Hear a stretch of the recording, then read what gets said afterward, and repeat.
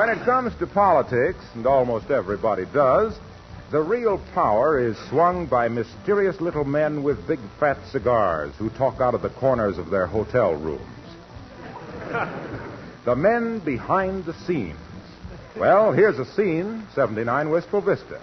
And here's one of the little men, Mr. McGee, of Fibber McGee and Molly.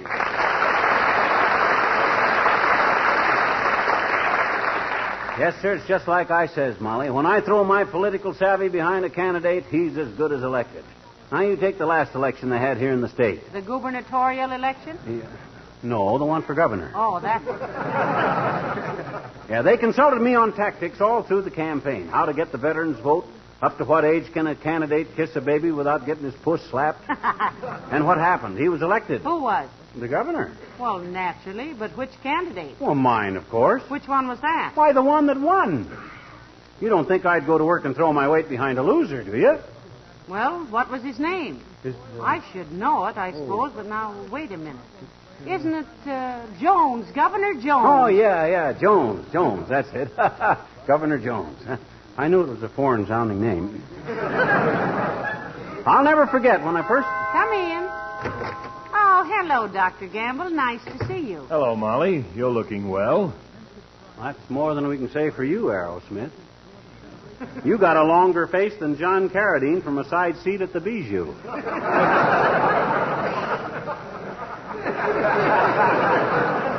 What's the matter, Doctor? One of your patients get well before you could operate? No, Super Mouse. I'm just in a bad mood. Oh. Just been realizing how badly nature has arranged things. What do you mean, Doctor? Well, by the time a man gets old enough to appreciate a 2-inch New York cut steak, he has to eat it with store teeth. When he gets to the age where he can recognize good music and literature, he's into the bifocal and ear trumpet department. And by the time he's earned enough money to go places and do things, he's too tired to go and wouldn't be able to do them.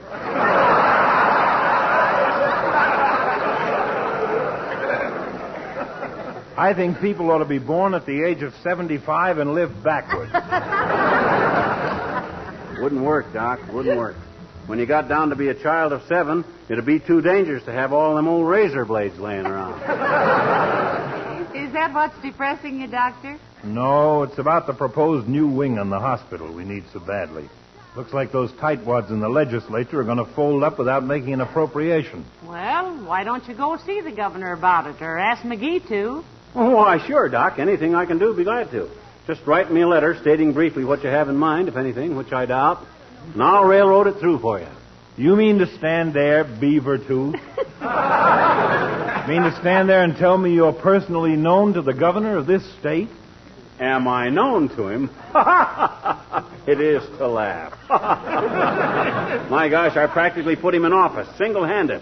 You see these 2 fingers, Doc? Well, me and the governor are just like that. This one's me and that one's the governor. Grimy little chap, isn't he?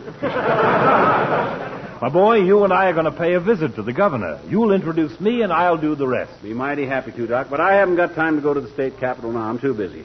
I'll give you a note to him, telling him I think you're a ham-handed old iodine artist and the mortician's best friend, but a nice guy for all of that. I haven't got time to go to the state capitol either, McGee, but we don't have to. The governor will be here in town this afternoon at the Wistful Vista Biltmore. Isn't that wonderful, McGee? Your old buddy, the governor. Imagine that. He's going to be right here in town. And... What? Oh, my gosh. What a break this is. Running into a friend of the governor's. Why, this is destiny. I'll pick you and Molly up at 4 o'clock. Now, be ready. No. Oh, my gosh. Me and my big, fat, loud voice. Now I am in a spot. What am I going to do now? My gosh, Molly, I'm in an awful spot, you know it? I got introduced, Doc, to the governor, and I don't know the governor from John's other wife. Well, dearie, when you claim to be the governor's right hand, you mustn't be surprised if everybody wants to shake you. Yeah, but what'll I do? My gosh, I can't... Hello, Mrs. McGee. Mr. McGee, creepers, are you ever the talk of the town? Yes? I am? Everybody's talking about how you and the governor are going to have a private consultation about appropriating enough money to build a wing on the hospital this afternoon in his hotel room. I I think a hospital wing in a hotel room would be rather unique. Imagine the house detective peeking over the transom at your fever chart. So, that Doc Gamble's been blabbing his head off, has he? That guy's got a bad habit of turning on his voice and leaving it running. Jeepers, I didn't know you were a big shot in politics, Mr. McGee. Wait till I tell the kids at the store that I've got a room at a boyhood friend of the governor's house. Yeah, well... As long as you are such a big politician, Mr. McGee, I wish you'd do something about that stoplight at 14th and Oak Streets. It turned red again this morning just as I drove through it. And I almost hit a policeman. Again? That's the third time that's done that to you, isn't it, Alice? Fourth, Mr. McGee. Oh. Well, I always say you can't trust a stoplight or a salad with radishes in it.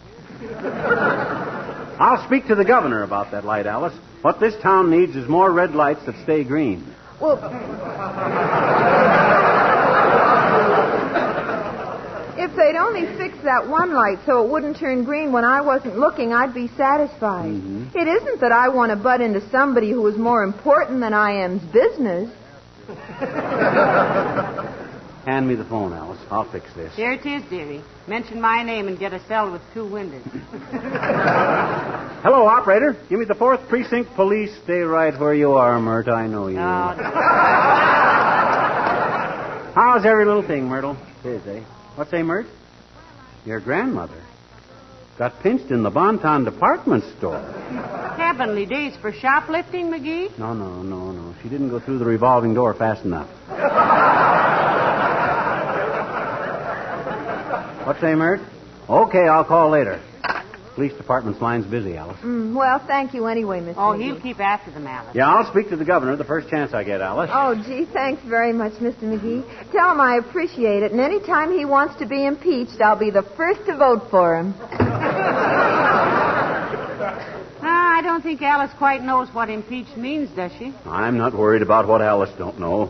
I'm worried about what I don't know, and I don't know the governor. That's what I don't know. Look, I've got an idea. Well, what is it? What is it? Don't just do there. Stand something. What about this now? Huh? Go down to the hotel right now and make an excuse to get acquainted with the governor. Yeah? And then when you go back with Dr. Gamble, you won't be a stranger to him. Say, that's a wonderful... No. That wouldn't work. My gosh, the governor's got more bodyguards around him than the Shah of Persia. It isn't the Shah of Persia. It's the Shah. That's where you're wrong, baby. Shah, he's the guy who makes absorbers for automobiles. Absorbers? Yeah. Sure, you've heard of shock absorbers. Hello, folks. Am I intruding? Oh, you're just in time. You were never welcome, kid. How are you, Mr. Wilcox? In the pink, Molly, in the pink. Hey, have you seen the early afternoon paper? Huh? Got a big story about Fibber and the governor. Look, here it is. Someplace here. They spell my name right? Let me see it. For goodness sakes. That news about McGee's being a pal of the governor certainly spread like a cowboy's knees, didn't it? Let's see it, Mr. Wilcox. Yeah, now let me see. What page is that on? Oh, come on. I know it was near our Johnson's Wax advertisement. Incidentally, did you see our new ad? No, I didn't, Junior, and I'm not the slightest bit interested in... Careful, dearie. Little Wisconsins have big racines, you know. Well, what I mean is I'm more interested in seeing that story about me they're running. Hurry up, Junior. Hurry up. Well, it's right here someplace. But hey, don't miss this Johnson Wax ad. Look at the gleam on that furniture. Look at the cleanliness of that living room. And get a load of the happy look on that housewife's face. Isn't she the most delighted-looking woman you ever saw? Please, Mr. Wilcox, get to the story. I see. Well, that beats me, kids. I could have sworn that story was in this edition. Because when I turned the page with the Johnson Wax ad on it... Hey, did you notice the headline on this ad?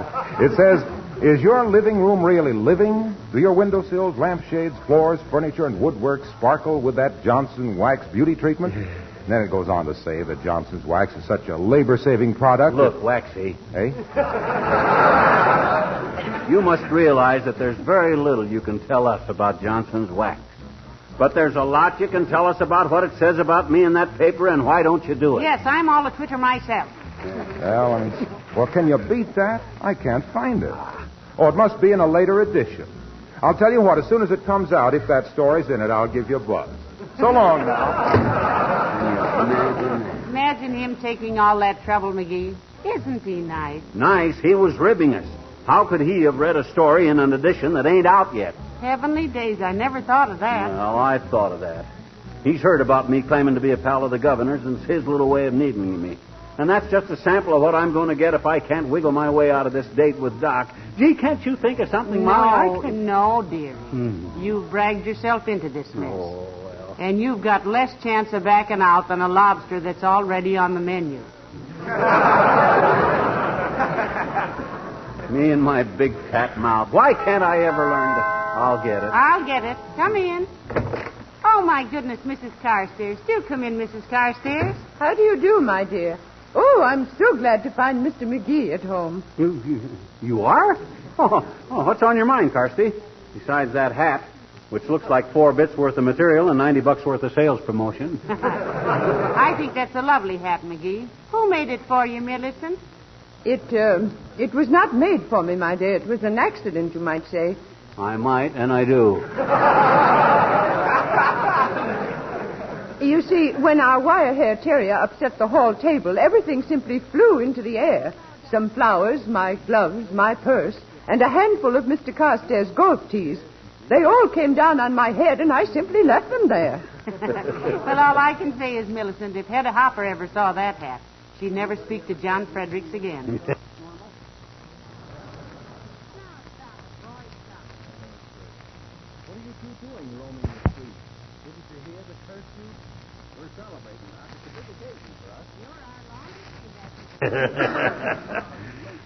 What was it you were so glad to see me about, Carsty? What? Oh, yes. Well, having heard that you were a dear friend of the governor's... That's putting it mildly, Carsty. We're old school chums. We used to sleep together in geometry class. Why, Mrs. Carstairs? Well, I had hoped that Mr. McGee would persuade him to come to a little buffet dinner party I'm having tonight. It would be such an honor to entertain the governor. See what you can do about it, McGee. Why, certainly. But frankly, Carsty, his nibs ain't much for social gatherings. He'd much rather sit in a game of poker with a bunch of close friends, like me. Well, that can be arranged, Mr. McGee. After the other guests have left, we 5 can settle down to a lovely evening of dealer's choice. Heavenly days, are you a poker player, Millicent? My dear, when I first met Mr. Carstairs, I was dealing blackjack in a gambling joint. Oh, what am I saying? I mean, I was... Oh, well, you two can about the governor, Mr. McGee. Black tie, you know. 7:30. Hey, don't go out that door, Carsty. That's the hall clock,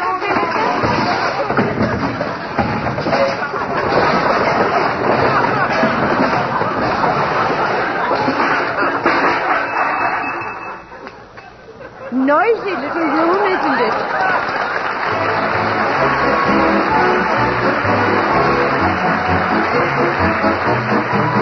Five can...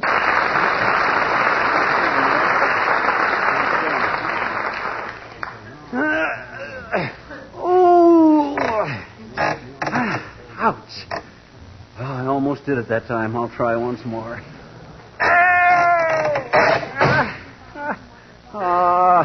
McGee, what broke? The arm broke off this chair. How? I was twisting my leg around it. Why? I was trying to bust it. Well, why on earth were you trying to break the arm off the chair? I was trying to break my leg.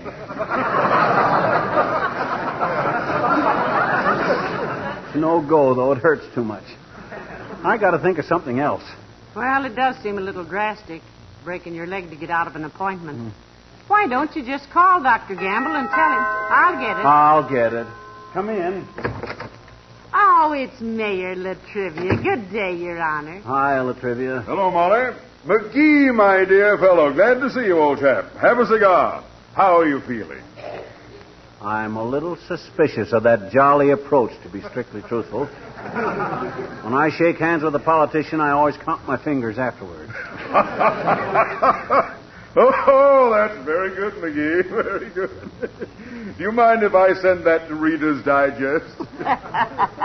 It'd be only fair. That's probably where McGee got it. What's on your mind, Latrivia? And don't tell me this is purely a social call. There's a gleam in your eye that I haven't seen since election time. My dear lad, I assure you I have no ulterior motive. That is, unless you consider a request for a small favor ulterior. Well, considering that he doesn't know what ulterior means, Your Honor, you may proceed with whatever you have in mind. Yeah, open up, kid. What's the small favor? City treasurer get caught with his budget down?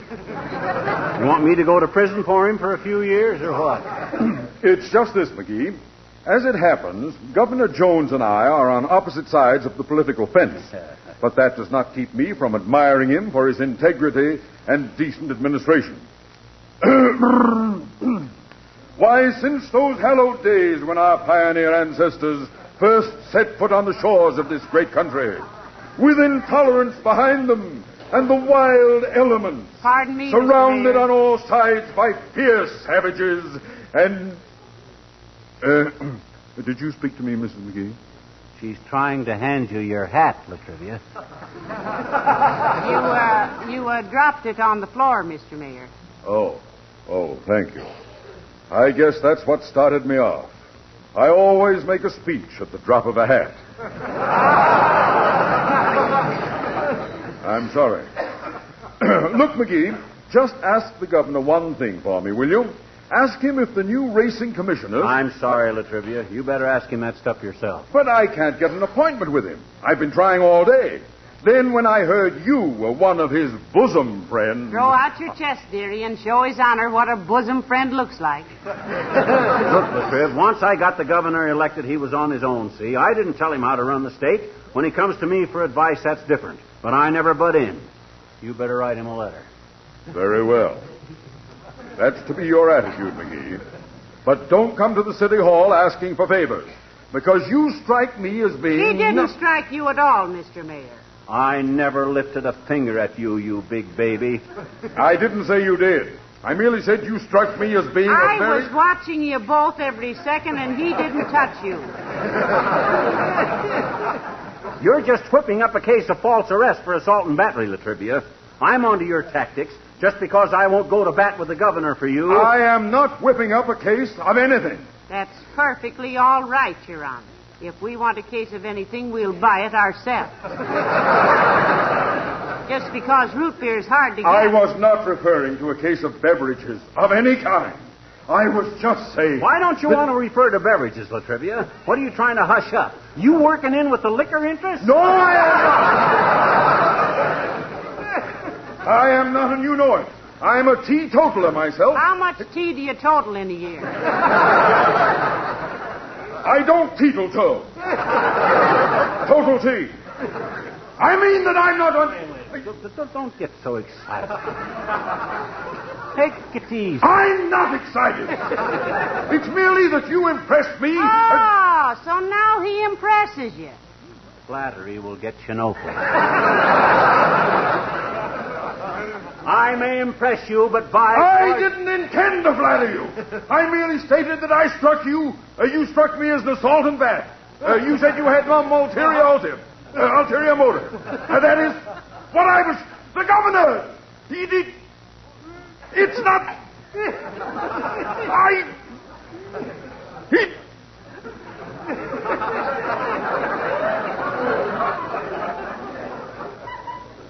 McGee...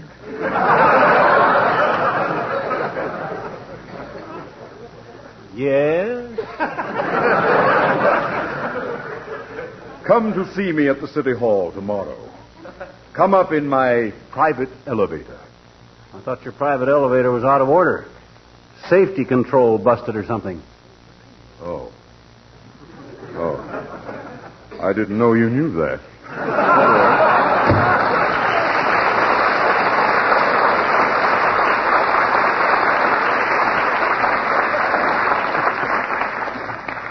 Great guy, Latrivia.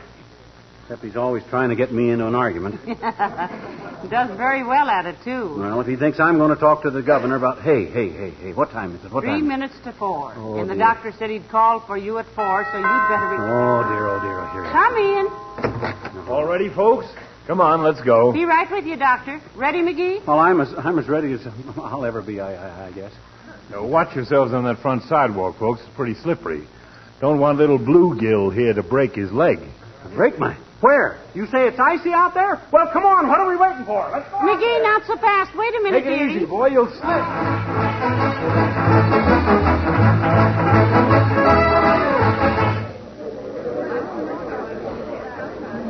Look, Doctor, hadn't we better call the governor suite and be sure he's much too busy to see anybody? Yeah. We just can't go busting up there without being expected, Doc. I've taken care of that.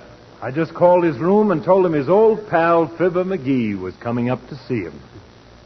Oh, well, what did he say to that? Well, I didn't actually speak to the governor himself. A state trooper answered the phone. He talked to the governor and said to come right up. Tell me something, Doctor. Yes? If a woman bakes a cake with a steel file in it, what keeps the file from getting rusty? What are you talking about? Good heavens, Will. Now, look, Doc, you and Molly go on up. I'm going to get a cigar. Don't wait for me. It always takes me a long time to select a cigar. Oh, no, you don't. You stay with us, McGee. Whoever saw a governor's suite without cigars in it? Come on, get in the elevator. 4th floor, son. Yes, sir. This is the slowest elevator I've ever ridden in. Seems like the fastest one I ever rode in. Where is suite 32, son? Standing right beside you, I'd say, mister. You're very nice to say so, young man, but... But he meant Governor Jones' suite. Oh, 4 doors to the left, madam. Oh, thank you. Come on, McGee. McGee, come on, we're here. Huh? Okay. This way, folks. And stop leaning on me, McGee. Can't you walk by yourself? What's the matter with you? Well, it's just that in the prospect of seeing an old friend again, I'm all drippy. Shall I knock, Doctor? Go ahead. Good day, Governor. Here's an old friend of yours. Well, if it isn't old monkey-faced McGee. How are you, boy? Why, Chicken Wire Jones from Peoria. What are you doing here? What do you suppose he's doing here, dearie? He's the governor. And little Molly Driscoll. What a Sure. wonderful surprise. Molly, I thought you'd married Otis Cadwallader and $1 million. No, Chicken Wire. I married McGee and 1,000,000 laughs. By the way, Governor Jones, this is an old friend of ours, Dr. Gamble. He wants to talk to you. Hello, Governor. I'm glad to know you, Doctor. Any friend of Monkey-Faced McGee's is a friend of mine. Have a chair. My goodness. But it's been a long time, McGee, hasn't it? Yes. Remember the time that we played hooky and went to see Uncle Tom's Gavin? And remember how you let the cat loose on the stage when the bloodhounds came on?